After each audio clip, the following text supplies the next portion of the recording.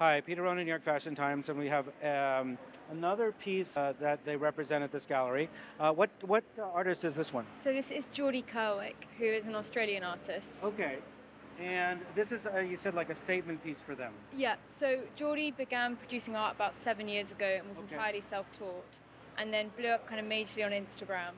And this is one of his most kind of recent paintings from a new body of work that he's done, and is actually exhibiting at the Thyssen National Museum in Madrid.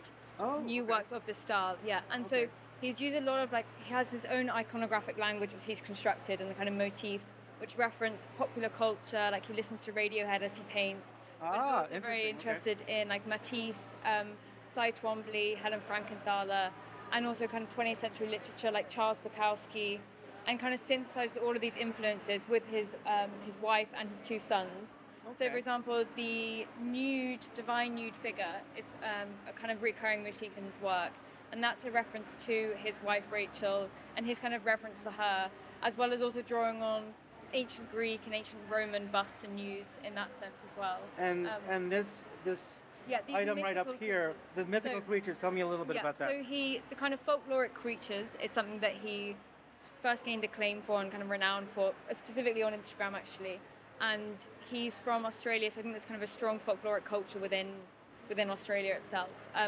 And the figures, the kind of snakes, the lions, the tigers, often have double heads, and the double-headed motif is a reference to his two sons, Sonny and Milo. So nothing in terms of Greek mythology. No, but I guess it's kind of building on like the references to mythological and folkloric creatures which have kind of transcended art history in that sense. But he Okay. really marries those two influences together. Got it. Okay. And then Matisse has also been a really big influence for Geordie. And the foundational ideas Matisse had about the nude, he also likes to fuse within his kind of iconography and motifs. So one more question. So when you're considering to represent an artist, when do you, in their career as an artist, when do you entertain that thought? Is it when they're very new to the world, or after they've been significantly established? So so our director, Toby Clark, has a real mixture of kind of very emerging new artists with very established artists. So, for example, James Drinkwater, this Australian artist here, he's very emerging. He's a friend of Geordie Kerwick. We're kind of exhibiting his work now as an emerging artist. Okay. But then, for example, a big African modernist we represent is Ibrahim El Salahi, and we began representing him after he had a retrospective at the Tate Modern in London. So a real kind of balance. And Geordie was kind of almost, well, not mid-career, but still in the early stages of his career, beyond emerging.